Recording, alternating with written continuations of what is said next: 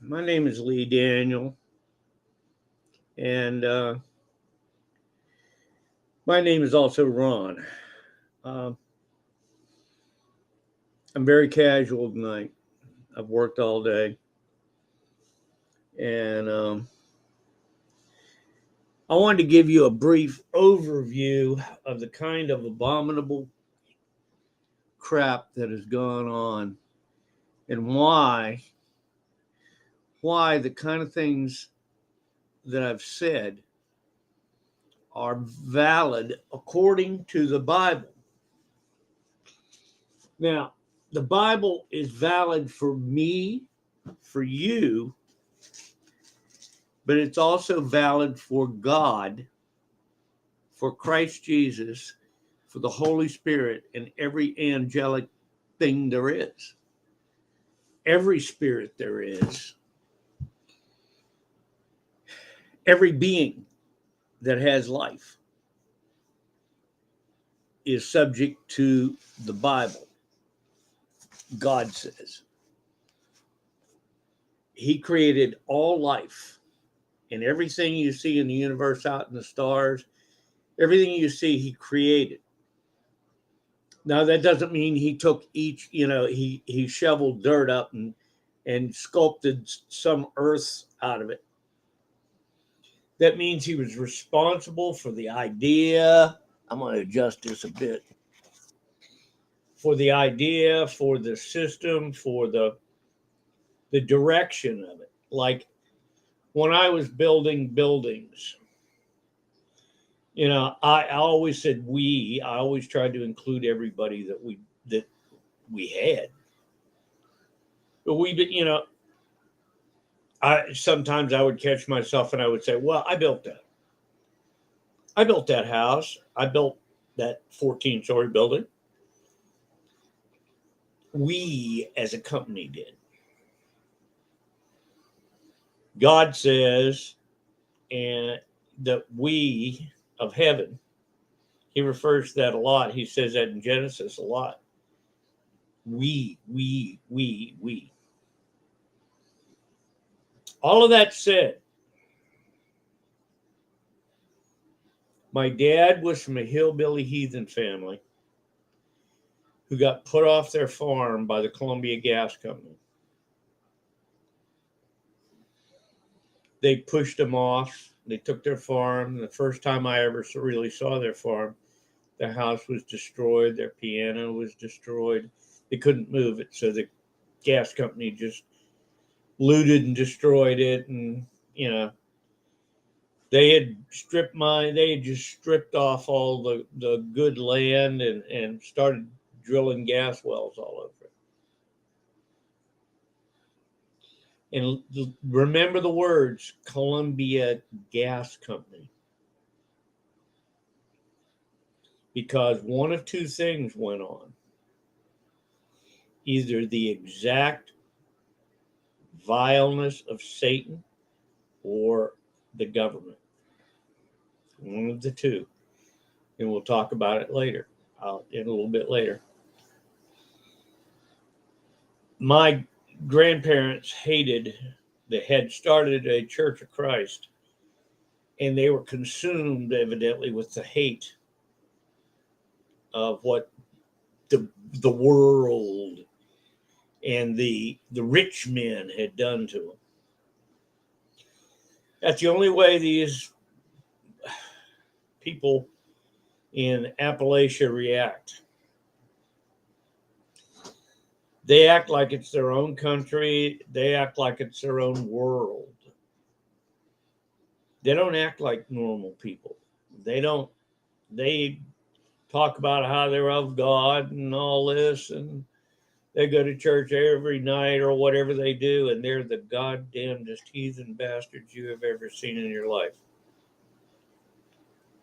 Most of the hollers that you see, they're valleys. When you go up a road in there, you follow around the mountains, and there's great big valleys that go up from where the glaciers carved out and rivers or streams have washed it all down over thousands of years. Well, families live up in those hollows. They're hollowed out, so they call them hollows.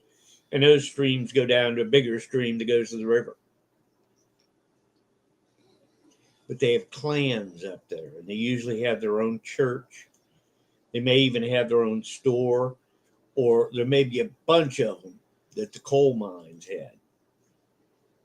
You know, we had people out of 40 haulers up there that worked for this mine. Well, my granddad built the Church of Christ with his own hands, his own money, and all that. He was very successful, apparently, as a contractor, built houses for people and did that kind of work. He was also a coroner, of all things. He was very influential, and when he came to Moundsville, he did pretty well, except for the hag that he married. He married somebody out of the Rhine family who were evidently snake handlers. Now, he was a fundamentalist. He thought that the Old Testament was still in effect. And he was crazed about control. He was a madman about that. Control and punishment if you disobeyed him or what he wanted done. One of his big friends was Blankenship, the head of the coal mine union. Murdering son of a bitch. Another was Arch Moore, governor of West Virginia. Racketeer from beginning to end. He's still in prison if he hasn't died. And my grandmother was the hag of the hollow. Well, she was on the top of the hill. She was up on the ridge. And they had a lot of things bad happen to them. But, you know,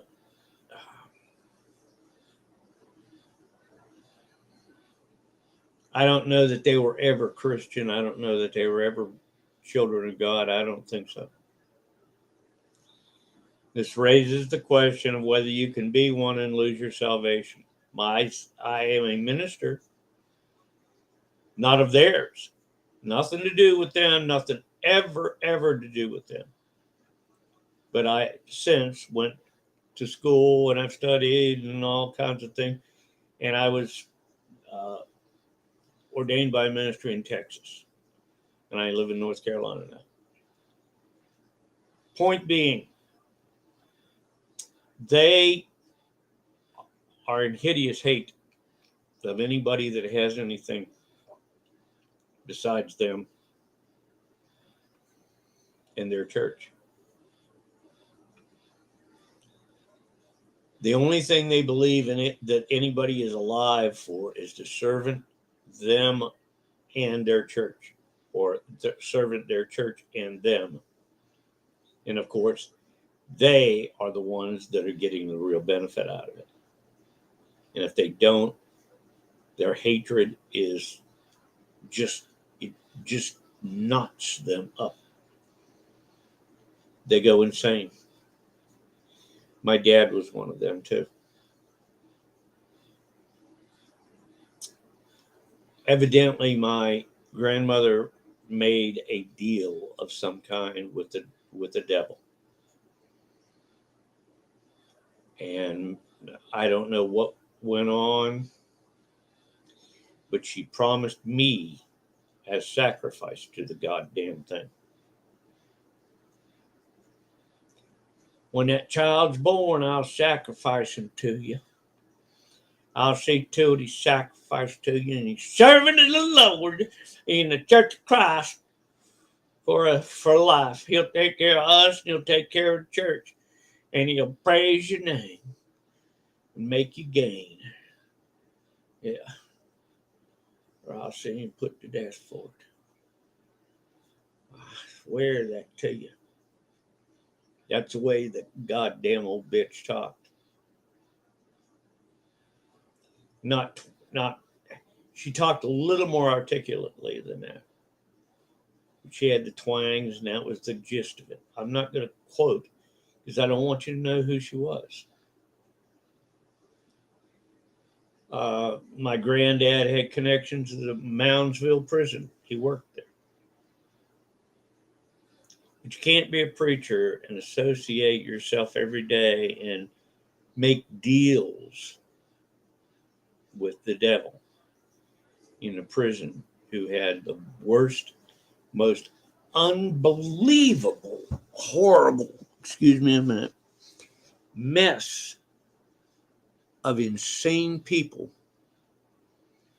from all over the state. The incorrigibles were sent to Moundsville. They sent them all there. The uncontrollable, the incorrigible. The incorrigible means they couldn't do anything.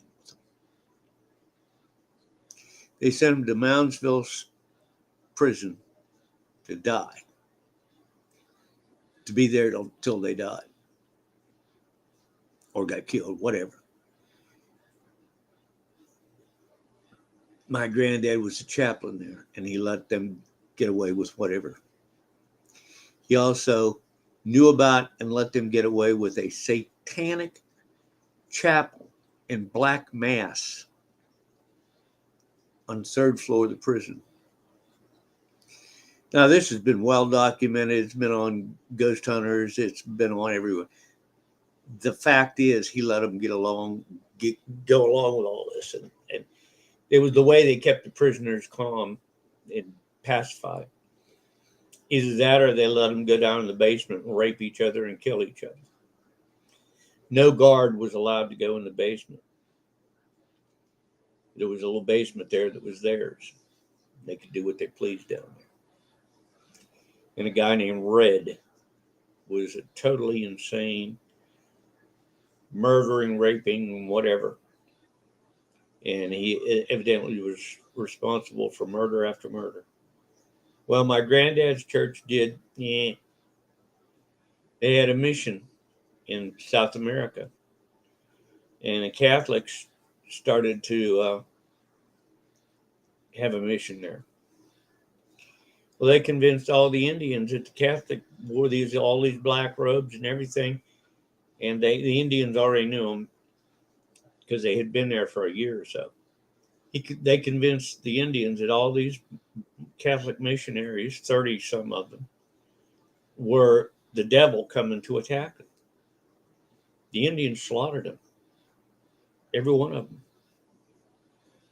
at the direction of the men of my granddad's Church of Christ. They slaughtered all that mission. Then bragged about it because they shouldn't have been trying to sheep steal our witness. They were sheep stealing our witnesses down there. So we had right to defend our territories. Yeah. Bullshit. It was goddamn murder with special circumstances. They may not have been the ones that pulled the bow back and shot him or clubbed him or threw him in a river of crocodiles or alligators. They may not have been the one that did it, but they were the ones that convinced the Indians to do it. Oh, our hands are clean.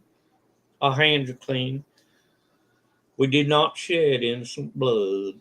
Besides that, them Catholics, they're the devil anyway. Everybody knows that. Rome's right up there with slaughtering the Christ. Right up there with murdering. Okay. My dad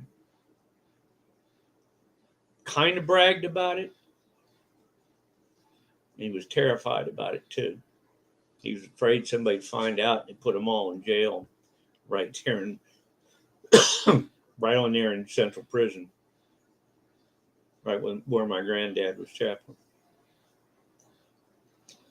He said they swore they'd kill anybody that ever discovered that out. Because they'd all be sent to prison. They knew it. They knew there was no way out. And I don't know what they did, whether they killed anybody else to defend themselves or not.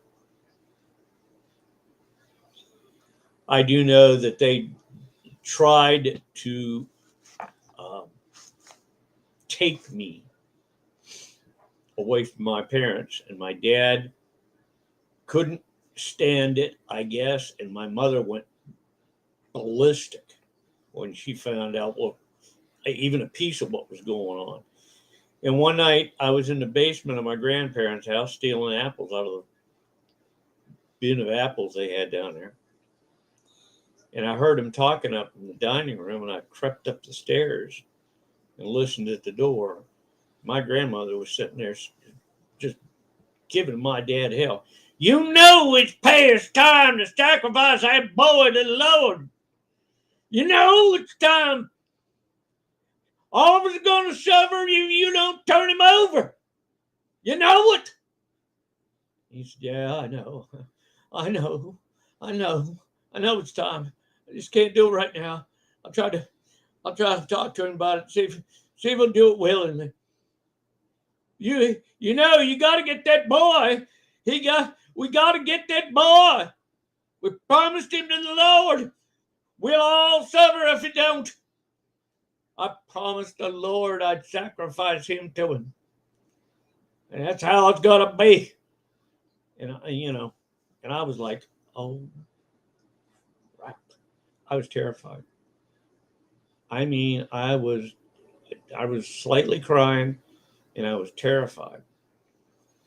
And then I went back down and I tromped up the steps and opened the door, and they just kind of scattered back away from each other and started talking about something else.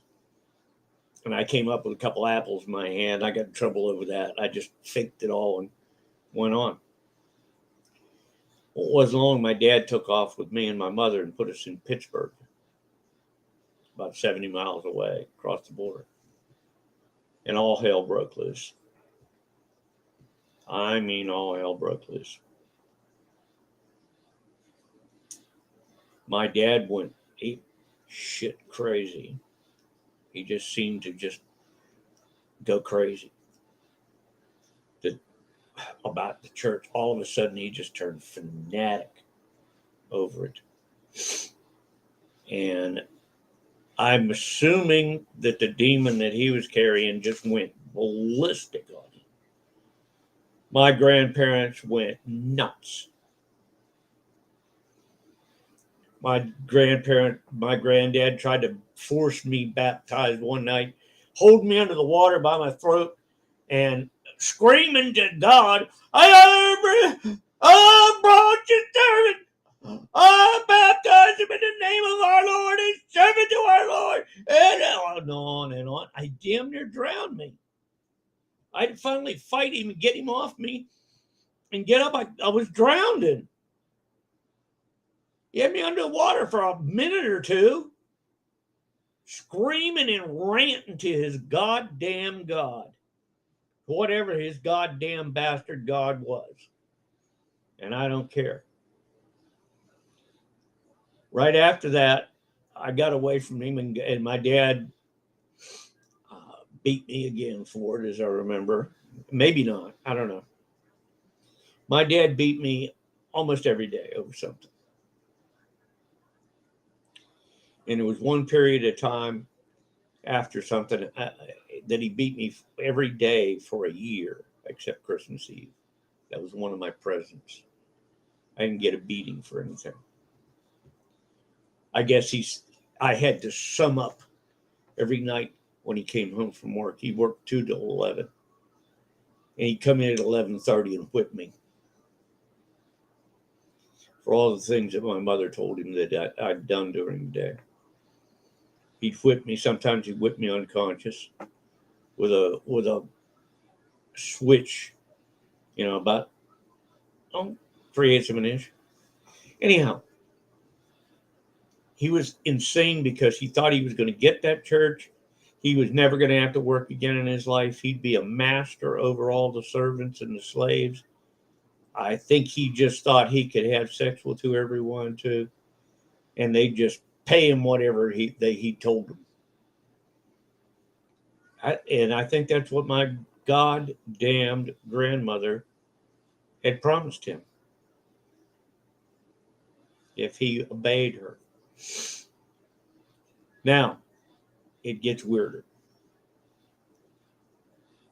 I was in the yard playing by myself. And picture this now. It's 1956. And I had just told my dad I was not going to go to West Virginia. I was not going to go serve in their church. I had believed the Bible stories I heard, and I wanted Jesus, and I wanted God, and that it was it. It didn't mean I had to go to West Virginia and be a servant to my grandparents and wait hand and foot on them and servant and sacrifice my life to their damn church. And the Bible didn't say that. And I had heard some classes and my dad read some Bible stories to me occasionally, ones that he thought that were acceptable by his dad and mother. Anyhow, he was furious, and he had to call him and tell him. I was playing by myself with my little army men, and I was bent over like this. I was playing and with my little army men in the yard, and another great big shadow came up.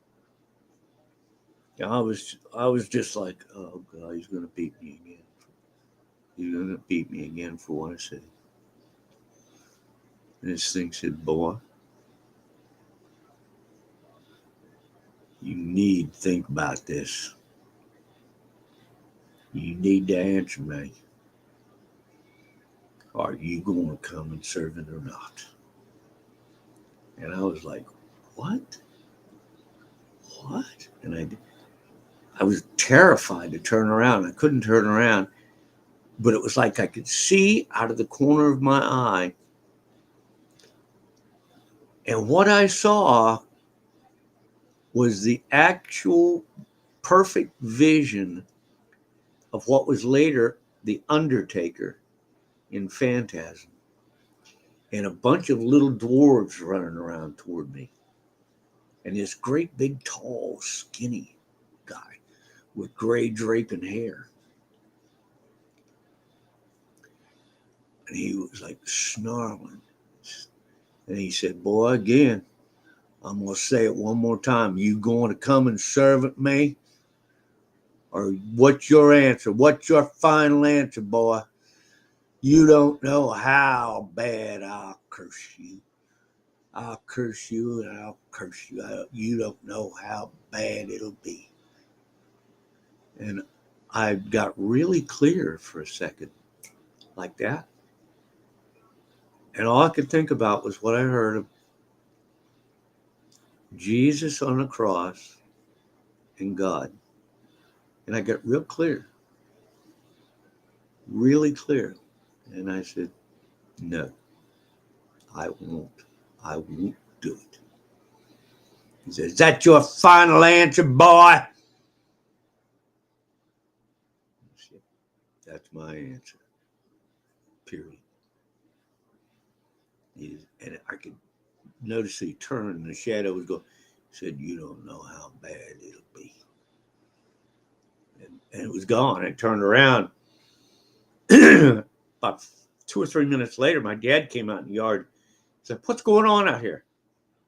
And I told him what happened. He was like, oh my God, no, my God, no. Oh my God, no. Oh God, help, no. And ran in to call my damn grandparents. And I don't know what happened. I don't know what transpired. They went insane. That was the angel of their God, or their God. They went, I mean, crazy. And he grabbed me and hauled me back up the upstairs bedroom and closed the door where my mother couldn't. She said, what did he say? And I told him. He said, oh my God, oh God. And he was just like, no, You didn't tell him no. I said, yes, I did. I said, I remembered Jesus and I remembered God, and I told him no. Oh, no. You don't know how bad. Oh, why did you have to do it? And he whipped me and whipped me and whipped me and whipped me and whipped me and whipped me. And I think that was the time he held his hand over me so nobody could hear me screaming. He suffocated me and I stopped breathing. And I remember he woke me up, pushing on my chest like this, like reviving me. He said, you stop breathing. You don't know what you've done to us. You back? Can you hear me? The goddamn idiot had killed me. He had whipped me and beat me and suffocated me and killed me. Now, that is the kind of stuff this demon kept arranging for me. I was either going to be a servant to the devil, demon. By the way, God says all the little g gods are demons. He identifies them in the Old Testament that the gods are demons, period. Says they are demonos. I think is the word. I think that's right. I'm not a big English person. I'm not a language person. I have to sort all this stuff out and go through the computer and do it word by word and all this stuff. I'm not a translator. Anyhow, Dad decided we needed to move the country because all sorts of stuff started happening. God started praying to it. Or God was not their God. Dad started all this craziness that he was Musha. I am Lord over the people, Holy One, hear me. I am Lord over the servants. He went crazy. And he started praying one day that his God would send the angels to break me and beat me into submission and curse me till I suffered to be at his feet, and wanted me to wash his feet. I did wash his feet one day. I'm like, fine, what the hell? If you'll shut up, you shut this crap up, could beat me, I'll do it.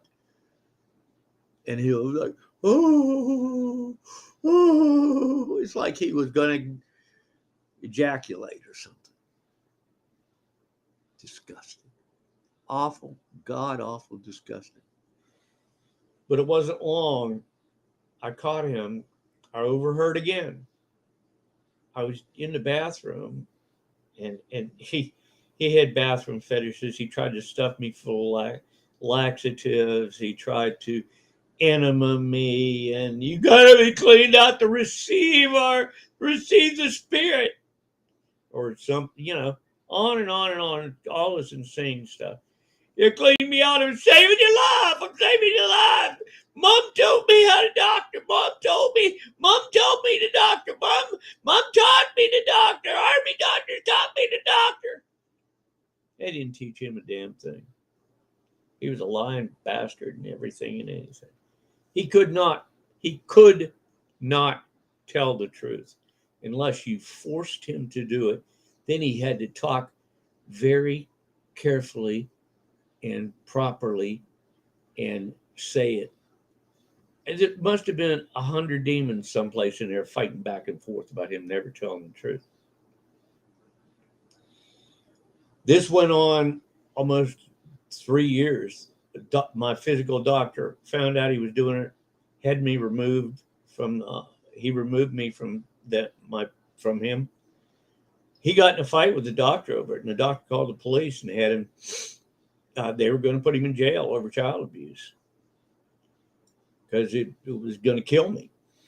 And see, that's just another damn thing. My grandmother's over here on the floor praying, Jesus, take him merciful. Jesus, take him merciful. Jesus, take him merciful. But keyword, take him, kill him, get rid of him, get him out of the way so I can have my son back and he'll serve me.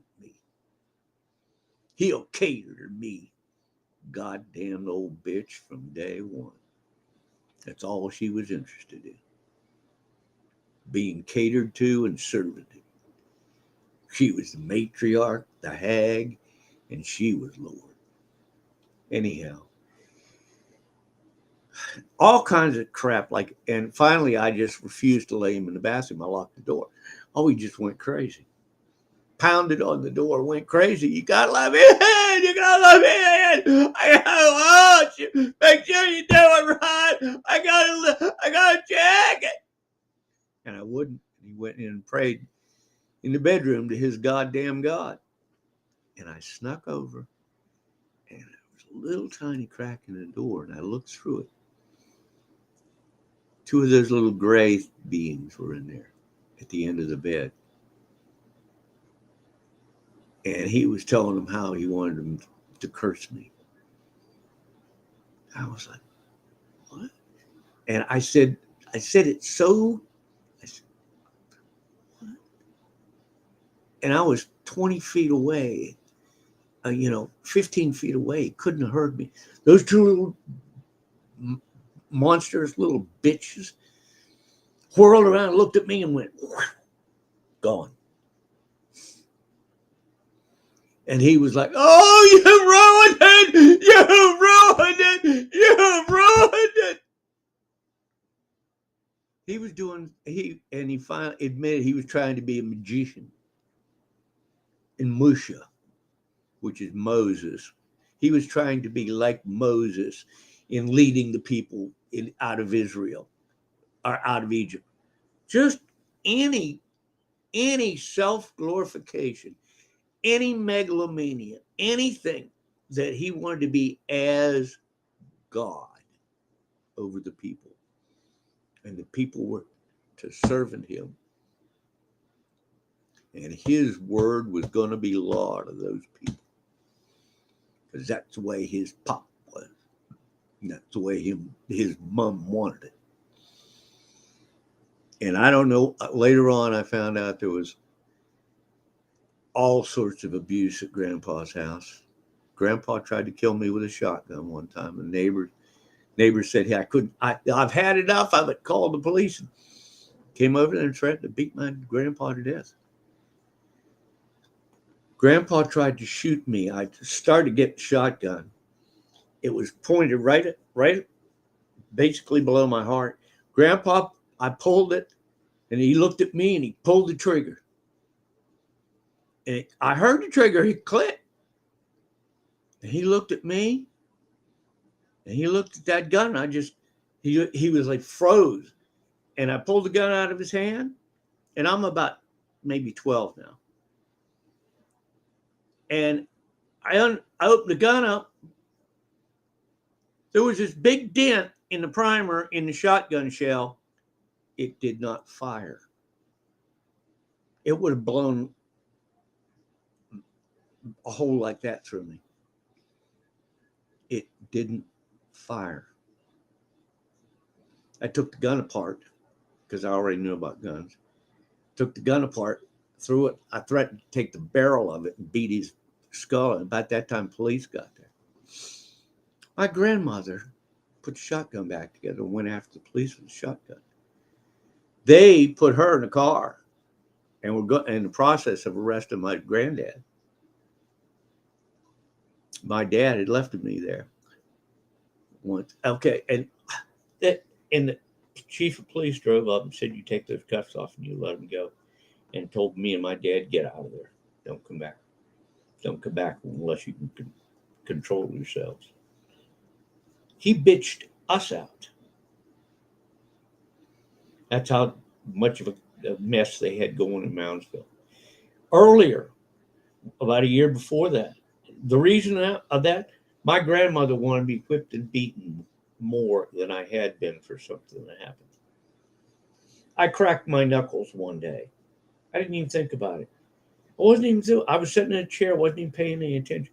She turned around from doing the dishes and slapped me across the face, slapped me clear out of the chair onto the floor. She hit me in the side of the face had big knuckle marks and knocked me out of the chair on the floor. I was getting up. She started to do it again, and I hit her back, and I hit her in the breast. And she threw herself to the floor. Orla, he's hit me. He's hit me, Orla. He's hit me, Orla. Oh, I'm hurt. I'm hurt, Orla. Orla, I'm hurt. He's hit me. He's hit me. Screaming in one scream after another. Dad yanked me out. Grandpa ran to see if she was actually all right. He took me to their garage. He beat me till I couldn't walk. Then took me to the edge of town.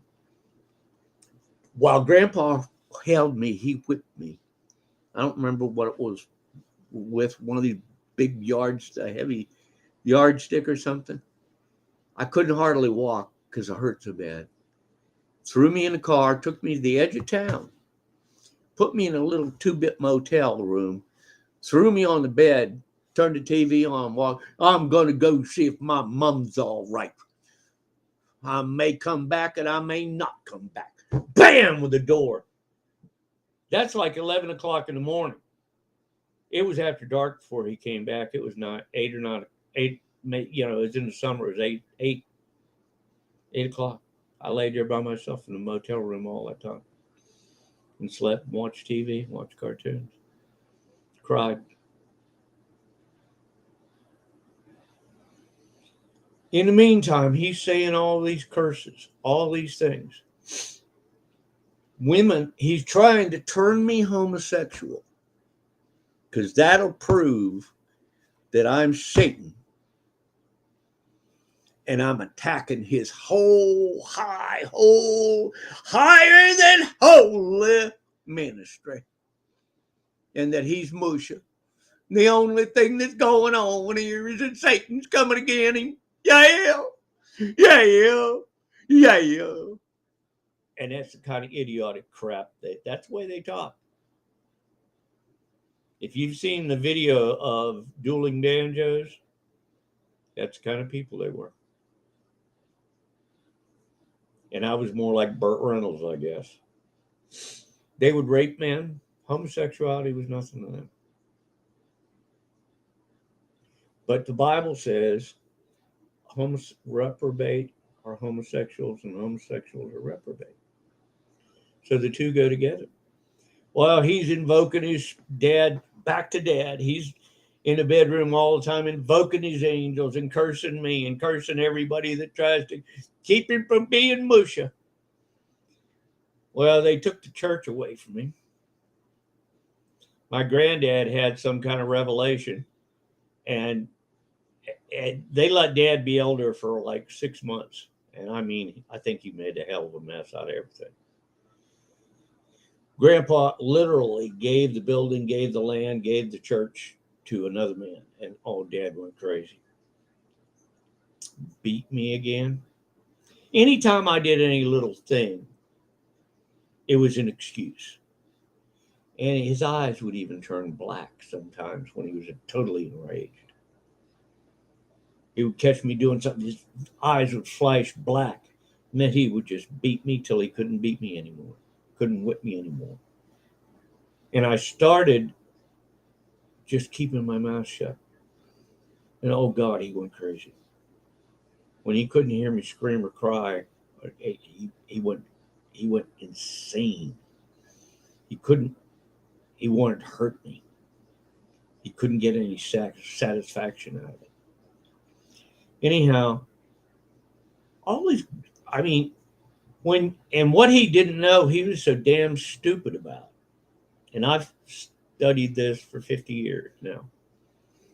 What he was so stupid about, when you start invoking demons to turn people homosexual or even to set traps to kill me, that's what my grandparents were praying,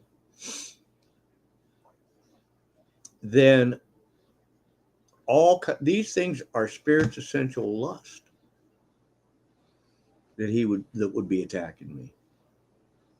And at 6 years old, at 4 years old, my mother made the mistake of putting too much zinc ointment on me, and I got an erection. She wouldn't do it anymore.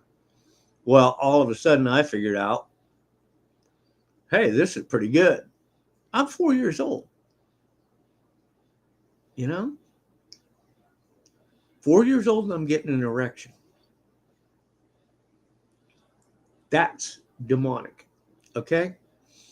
Later on, one of the friends of the family brings his girlfriend over. And and I watched television all the time. That's all basically I ever did. And I watched all kinds of shows. Nobody ever questioned what I watched. And I watched all these men kissing, and doing all these things. And, I was, that's pretty cool. What? It looks pretty, it looks like fun. And I saw this girlfriend of this guy that came over. And my mother was just all enamored over him. She was talking to him in the other room. And this girl was playing with me, with my toys and stuff, and talking to me. And we got ready to go. And I just stood up, said, I don't get a kiss goodnight. And she said, yeah, I guess you do. She started to kiss me, and I kissed her. And just like that, I mean, we kissed to the point that my mother and that boy, the boy's like 21, 22 years old. So is she. They're like, what are you doing? And the girl broke, and she said, saying goodnight. And he's like, you don't even say that to me like that.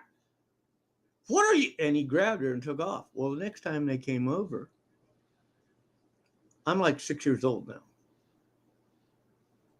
She's going to help me get to bed. She goes upstairs and she gets me all in bed and everything. And I said, do I get a kiss goodnight? And she was like, well, I suppose. And she kissed me, and the same thing happened.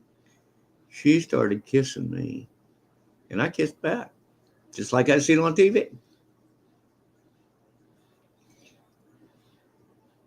And before it was over, she let me unbutton her blouse, fondle her breasts, and she masturbated me. And, picture this. You're 6 years old, and this is a really hot looking girl. I mean, this is a really hot girl. And she did it to conclusion. And I mean, she was like, she was amazed and astounded because it went everywhere. It just went all over my pajamas and everywhere, over her hand or pajama. Not to be gross about this, but it was like I peed on myself. And she even said, "Is that pee?" And she started touching, and she was like, "Oh my!" She couldn't believe it. She got me up, changed my pajamas, took a washcloth, get me all cleaned up, got underwear and put me back in bed, watered everything up, and put it in the clothes hamper in the bottom. And I was the last, and kissed me goodnight, real like good night. And I said something like thank you, and she said, ever tell anybody? Well, there's a reason I'm saying this. This kept on going on. There was another girl that was 7 years old, and she ended up, totally wanting sex with me. And we had sex. I was 7, and she might have been 7 something, toward 8. We had sex. She showed me how. And this other boy, 13, got mad about it, attacked us both with a knife. I ended up turning it around, and I killed him. I shoved the knife backwards into him. He had already slashed her and knocked me out almost. And I got up, finally shook it off and got up and went after it. He was like 13 and I was 7, maybe almost 8. And I started hitting him and I got the best of him for a second. I turned the knife around and drove him up against a wall and stabbed him, and he died before they could get any help. And nobody said anything to me. They said it was justifiable. He was trying to kill her. This is this kind of ridiculous, insane mess went on almost monthly until I grew up and got enough of a handle on it. Girls that I had never even seen before. There was a 17-year-old girl. I was 11 in Noblstown, the little town where we moved out to in the country. First time she ever saw me, she walks up, starts kissing me. I said, I heard you say the F word. And she's like, I do the F word. I'm like, huh? You're not talking about it. And she took it out, put it into herself. She got it. She fondled me and got it erect. And I'm like, what are you doing? What are you doing? She put it into herself and finished everything. I didn't even have to work. And I'm like, this girl was, and she was with some kind of Moravian church or some kind of crazy church. And the priest found out about it, or preacher found out about it, whatever. He apologized to my dad. She got pregnant. My dad blamed me for having to murder the child. Beat me and beat me and beat me and beat me. Wouldn't let me do anything but put me in the basement with my toys, with the pool table we had.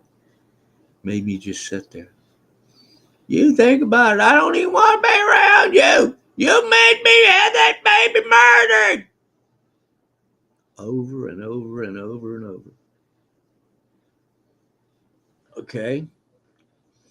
In the meantime, maybe somebody, we never found out, this old lanky guy, similar to that demon that came to me in the yard, my dad had just left for work. He comes to the door and starts pounding on the door. We're out in the country. My mother goes to the door and wants to know, what does he want? He had one of these big highway patrolman, stupid looking old parson hats. And she's like, what do you want? You want to donate? What do you want? I want the boy. I'm here for the boy. It's time. I'm here to get the boy. And she's like, you're not getting. She latched the door. He tore the screen door off and threw it on the side of the porch, shoved her out of the way, clear across the living room. And he looked at me and said, I'm here for you, boy. It's time you come to me. Started through the living room, and she was fighting. She was fighting. In the meantime, I went in the basement, got a high-powered rifle, and loaded it. I called my dad, ran for the high-powered rifle, got upstairs. She's fighting him, and I can't get a clear shot. She's fighting him. I can't get a clear shot. Dad had evidently called the police. The police, I came right to the house. I had cocked the rifle, and my finger was pressing on it, and he threw my mother again, and he was standing there. He said, boy, and I started to pull the trigger. It was like 2 clicks. And I first click, and I was going to shoot him right here with a high-powered rifle. He would have put a hole in him. This cop bashes the door open, and she jams her hand under the thumb of the hammer as it came down. And she was like, ow, God, get him. She was some kind of officer, and it took 4 or 5 grown men to take this 90-pound string. He was throwing them off, and they grab him and they throw him off. He was unbelievable. It took all of them to lift him up and finally carry him out, screaming one scream after another and hitting him. I never found out what happened to him. Never found out. One of the people from my granddad's church tried to whip me with a horse whip. He got shot in the process of it. This stuff went on for years and years. He got shot in the process of it and died a week later. He was whipping me. I still got a scar across my eye where the last whip hit me in the eye. And again, evidently the police said it was justified. You know, whipping a 12-year-old boy with a 12 or 13 maybe with a horse whip, and he was going to whip me either to submission or death. Hunted me down and was going to whip me either till I submitted and went or died.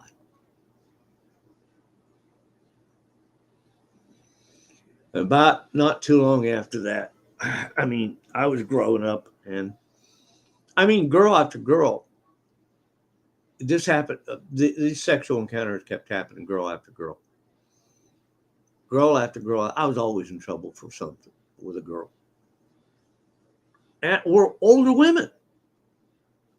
Older women. 40-year-old women. Wanting to get all giddy and show me how to have sex. The school nurse. My music teacher. And I never once started or initiated any of this. Not once. Not any time. But there was always a horrible occurrence. I got another girl pregnant when she just, we were talking, and she said, I want to get something out of the way. And she just yanks her pants down, pulled, she started feeling me up, took my hand, started feeling her up, yanks her pants down, does the whole thing. And she said, there, yeah, you're good enough. I'm like, what the hell just happened? Anyhow, she got pregnant. We were going to get married. And this is later on. This is, I was like 18. Right after, as soon as she decided we were actually going to get married, keep the baby, as soon as my dad had to live with that, some black guys convinced her to go back to a party one night. They got her drugged. They took turns having sex with her. She lost the baby, and she committed suicide the next morning.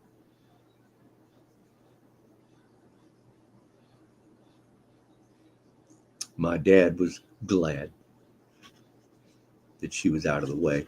Till his dying day, he had it in his damn mind that sooner or later he was going to break me.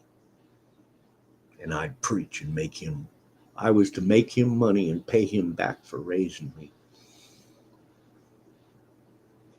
This goes on and on and on, but these are the kinds of things, this is the insane mess. There was nothing but sex and violence. And him on drugs, him doing drugs, Paregoric. He always drank Paregoric. He took X-Lax and took Paregoric because he had such bad physics, he used to call them. It used to hurt him. This is number one. This is episode number 1. Okay. These kind of episodes went on over and over and over and over and over, all the way through school. And I had an absolute, there were 50 of these. There was 50 of these. And later on, it even got worse. But it was all connected all over the Mid-Atlantic area. In other churches, if I tried to go to another church, somebody would say the same words to me that he did. Same insane crap, and then all hell will break loose again. Now, this has gone on for 69 years, and it has gotten worse. There's 44 dead people in this history. There's quite a few in jail, and quite a few of them lost their ministries, lost their church, lost everything in the battles over this. I went on to the other side of my family was very highly placed in the government, in the very, very, very secret areas of the government, UFO secret. I got recruited by an agency, and I worked with them for 10 years. In addition to, I learned architecture and construction, and I did that for most of my life. And my dad hated me. He despised me. Any spiteful thing, any hurtful thing, any trap, any dirty deal, anything he stole from me. He stole my money. He stole cars. He stole my college money. Anything and every kind of hate and spite that he could do to me. And kinda to my mother. He had girlfriends. My mother was a stay-at-home mother that never said anything except got drunk on Friday nights. And evidently she did blame me for getting her tied up in the mess. It just went on and on and on. My dad never understood what witchcraft and black arts will do. He didn't care. As long as he got his way, he didn't care. He didn't care about a damn thing except getting his way. Getting his way and getting his hands on a little bit more money. If you stopped him for neither one, it was a screaming, I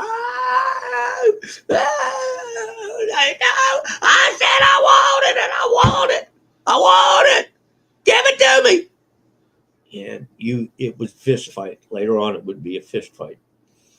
When I got old enough to fight back, it was a fist fight. And he finally lost one really bad. And he tried to get the neighbors. He tried to go pay people to beat me up. He went around town, a little town, offered them $50 or so if they beat me up for him. Asked my neighbor, when my neighbor came over to settle it and separate us, because I was probably, when the second round of it started, I would probably beat him to death. I mean, he separated us, and Dad got up. Bob, will you help me beat him? Will you help me beat him, Bob? Help me beat him. And it was help me beat him, Bob. Help me. Will you help me, Bob? Will you help me? Well, I ain't helping you beat the boy. Are you crazy?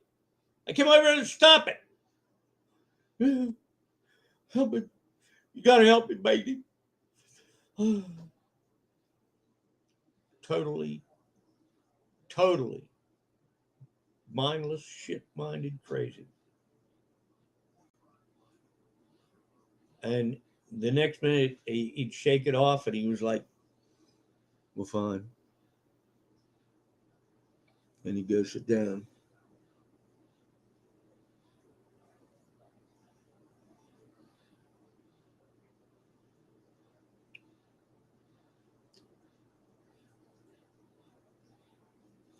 Don't want to help me, that's fine.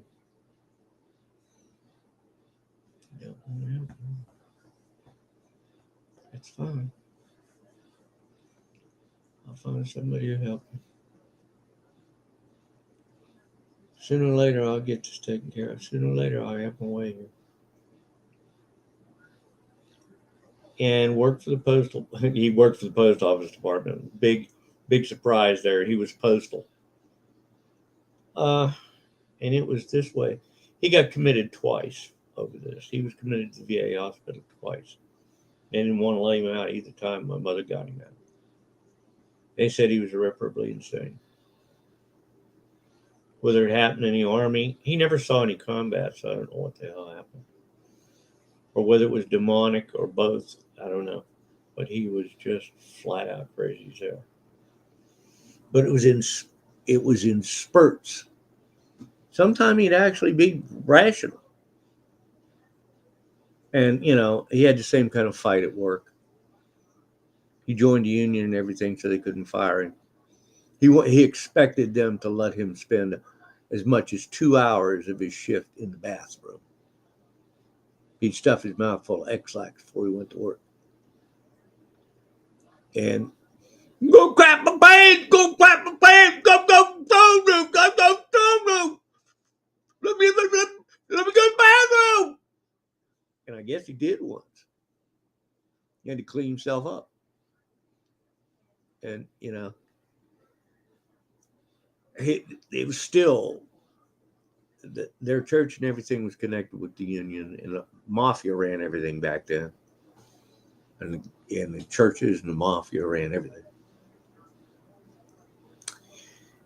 The descendants, the original ones of his church, were the old ones that from Joseph Smith's shootout there in Western Pennsylvania. They ran up into the West Virginia hills and started all those churches. So they were already demonic as all hell. They were already demonic,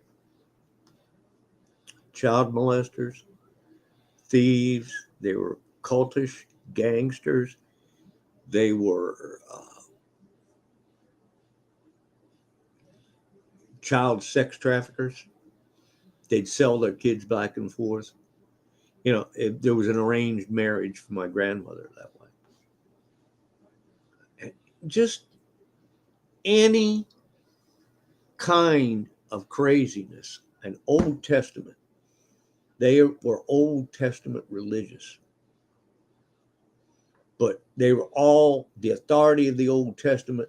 But the grace of Jesus lied just like Satan himself.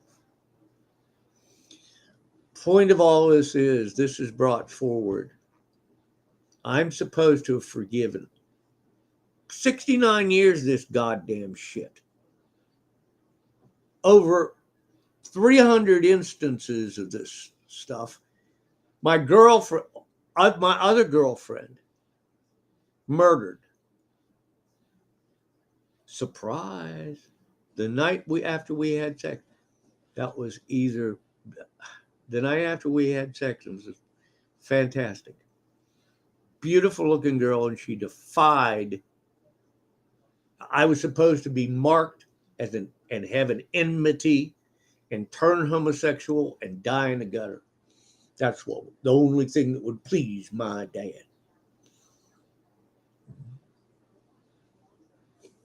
All I see done. You ain't no better than me. You never gonna be no better than me. Won't have it. Won't have it. You ain't gonna do nothing but you either work, pay me back. I'll see you cursed. I'll get something done about it. I ended up, the only way I got out of high school and out of college is I went to the Mafia Don, the local Mafia Don. And his daughter liked me a lot. And we used to have sex. And she went to him too. And local Mafia Don sent one of his enforcers to my dad. And he said, raise your hand to him again, I will break your arm. You raise the other hand to him, I'll break that arm. You try to go after him again, I'll break your damn knees. He meant it. My dad evidently started to set up, and that guy just threw him back in his chair and told him if he even made one more sound, he was just going to beat the ever living hell out of him. This guy was like 350 pounds, and his arms are like gigantic. And my dad just sat there. And I saw the guy later on. He said, your dad's fucking crazy. Your dad is just, excuse me for the F word. He said, yeah, but that's all he could say over and over and over and over. He said, He almost scared me. He said, I don't get scared of anybody. I killed people. He almost scared me. So I had to slam him back in his chair. He said, I told him, though, I'll break his arms, I'll break his legs. Maybe that'll get the point across. Well, it didn't. Right after that, he stole my car and sold it while I was at school one day. The fact that I made it into college, he wanted me to go to his business school back in West Virginia. It was always back in West Virginia. And I said, no, I ain't going back in that goddamn rat hole, damn crazy mess. And I knew if I got across the state line, and I was not a good child. I drank, I got in fights, I had sex. But after you grow up like that and you have continual satanic curses, you're an only child. You don't have any help, any guidance, anything. And your mother barely gets to live through it. And she doesn't know a damn thing about a Bible. And never did, never would. So, I studied some, and I later studied a lot. I got a degree in theology. And I got a degree in architecture. And I got like 20 other credits in engineering and things like that. I became a lieutenant colonel in the Marine Corps. In a special group, I was appointed that rank. I was all over the world for the department that I was assistant director of. I was the troubleshooter. I settled everything. I was the one they sent to settle everything anywhere. If there was a problem with another country, they would send me to settle it. And they were apprenticing me on up to ranks where I would have just disappeared from society. And they finally offered me the assistant director's job. And we cleaned up two gigantic operations. Over $1 billion in one and probably 200 million in another. And they offered me assistant director of the agency under the guy that I work with. And he said, job is yours. But my dad was dying, my mother had cancer, and I had no money. My money was gone then. My wife divorced me because that life consumed me, and Dad just cursed us. Dad cursed us. Dad cursed my first wife. Either she was going to obey him and he was going to be served. Again, here we go, serving him. She wouldn't do it, and I forbade it. Fine. And anything I ever got from him, anything there ever was a dog fight. Anything, I mean it. I had to fight it out of him.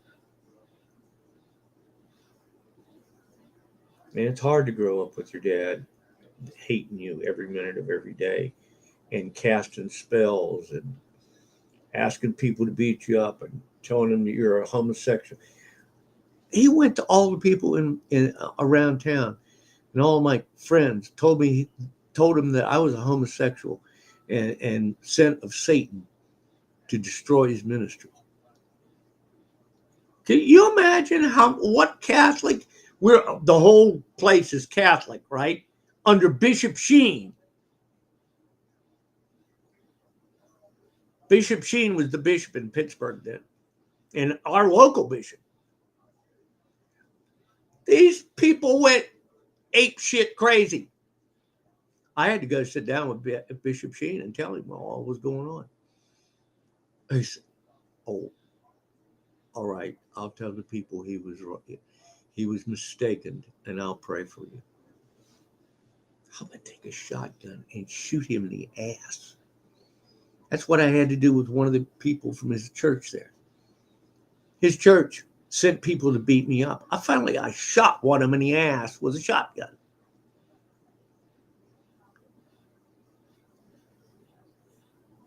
I started to begin with, and it was a scare tactic. And I told him a little bit of what had gone on, and he said, "Fine, I won't beat you." I said, "Number one, I don't know whether you can beat me up or not. You're twice as big as me, but I will shoot you." He said, "Yeah, yeah, yeah. You ain't got the stones to shoot me." He said, "I think there's a lot of what your dad said was true." I was like, "You ass." Boom! And I shot him right in the ass.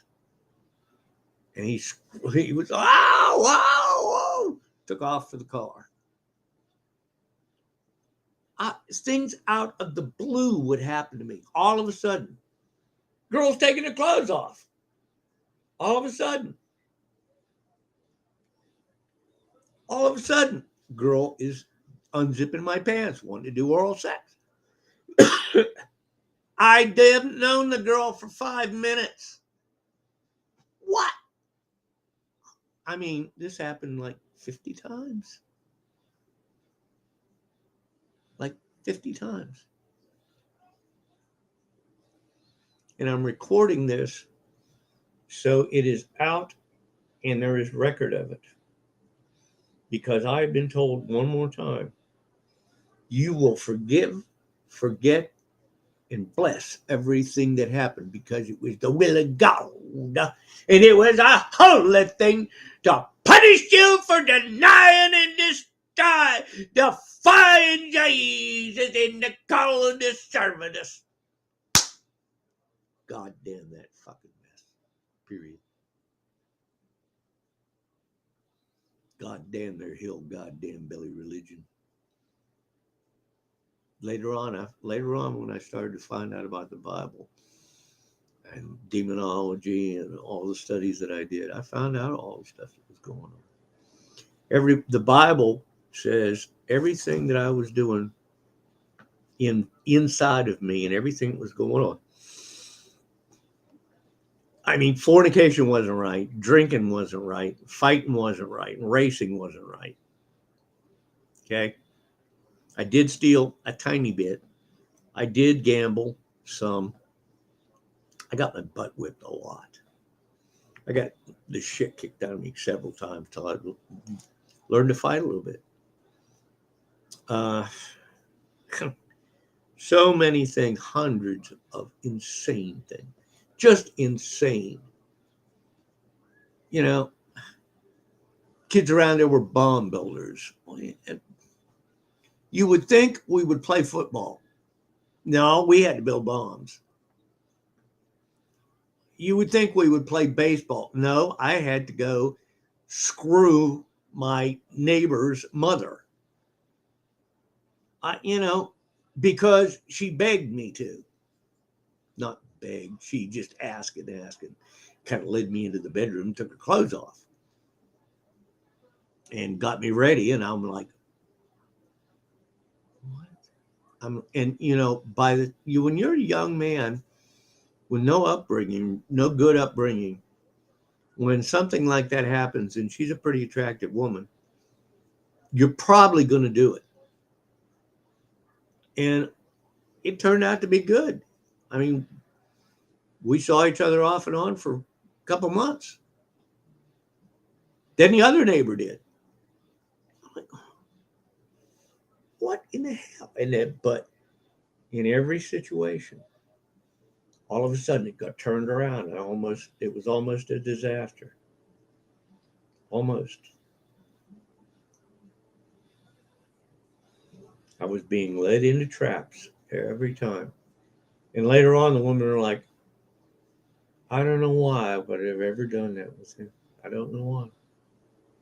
I don't know why. It seemed like the best thing in the world at the time. And I saw this girl later, the one that is 7 years old. She turned into basically a whore. And I told her that. And I confronted her with what had gone on. And I confronted her with the fact that I was terribly punished. And her dad tried to kill me. And he did injure me. He poisoned me. He was a pharmacist and he poisoned me. He gave me an overdose of castrating chemical. And he hurt me. And I had to fight it out with him. And I got a shotgun and I nearly killed him. And my dad didn't stop me. He finally left. He came to the house after me, try to make me take a shot, try to give me an injection of it when he couldn't put it in my food. Get dad to put it in my food, that is. He was as crazy as my dad. On and on and on and on and on. On and on.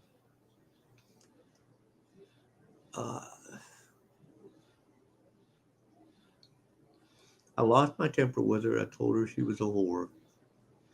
She tried to kill herself that night, and she had brain damage for the rest of her life. And all they could do is let her have a room at home. Disaster followed every bit of it.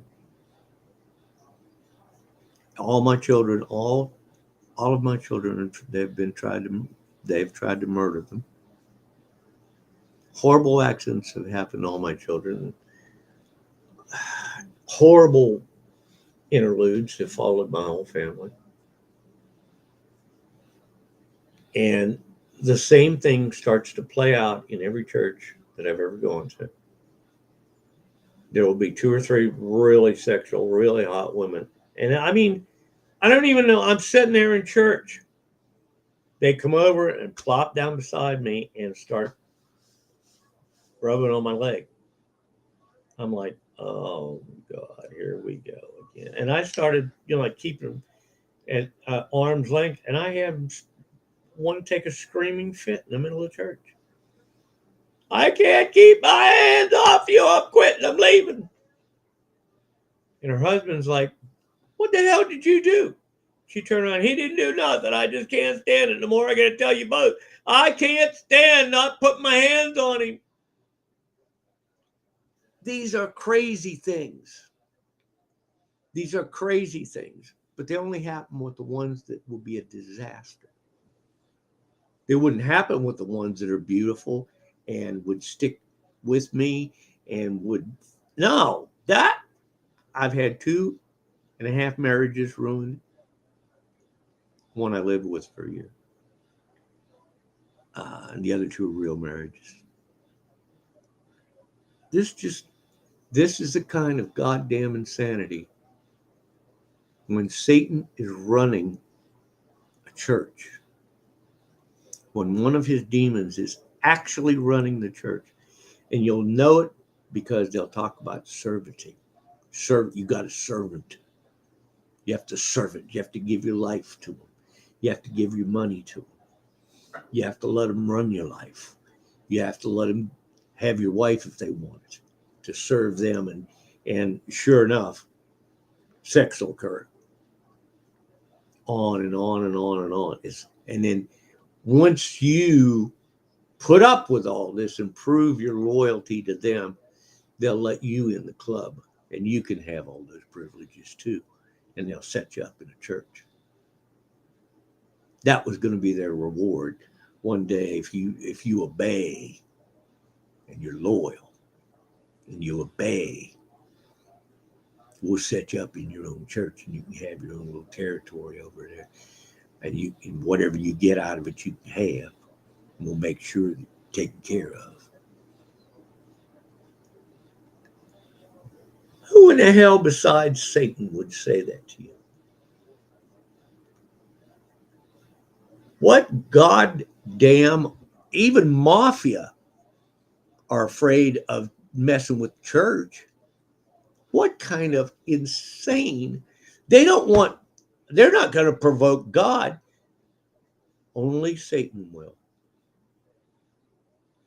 And to this day, I go to a church for a little while. Then it's going to start. Then it's going to start. I've seen pastors that were good pastors. All of a sudden, they're seduced into this awful relationship.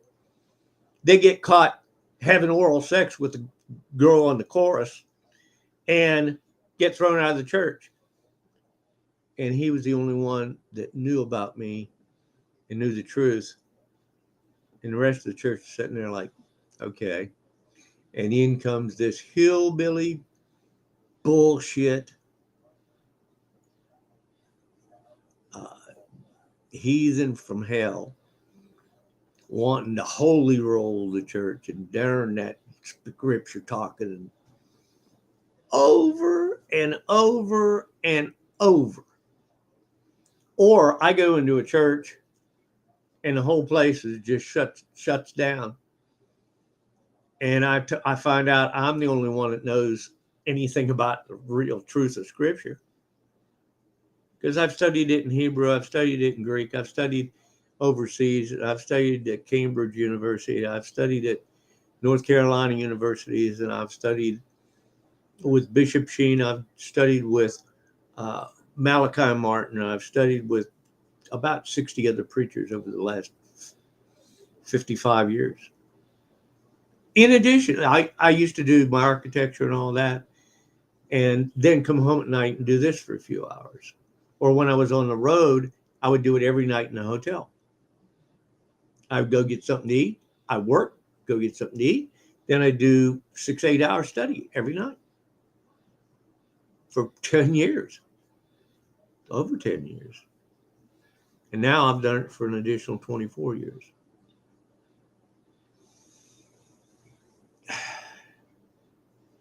And by the way, during the time with the government, people used to talk very freely around me that were very, very highly placed. I mean, they knew all about the UFO programs. They knew all about everything. They just talked very openly around me. They also knew about all the alternative life forms. They talked very openly about that too.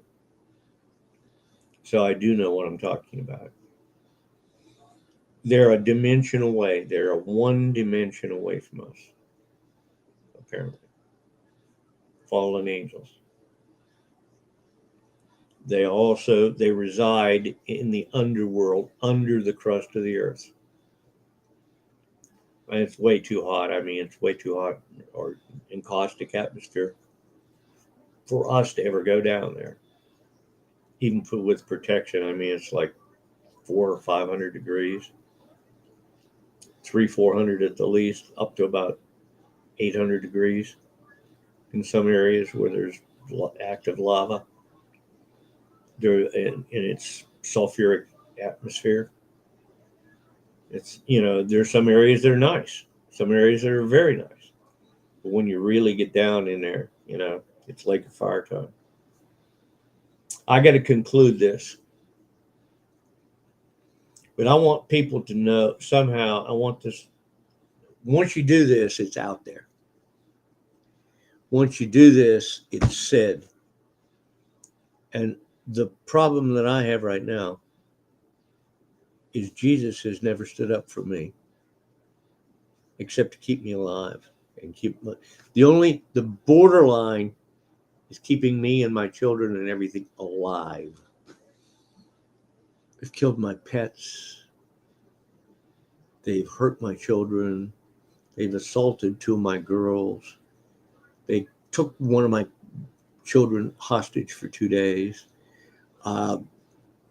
My son has had 4 gun episodes. I was shot 3 times before I ever got out of Pennsylvania. And 1 more time here by a church-going Catholic who wanted my wife, demanded that I walk out of the marriage so his son could have her.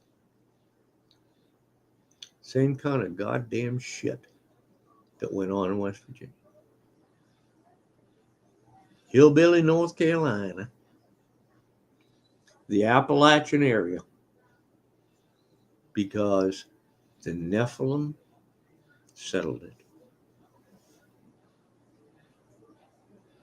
And if you aren't Nephilim, and you won't sell out to them, you're going to pay a price. And their devil, their God, is right there with them every time. I got to go.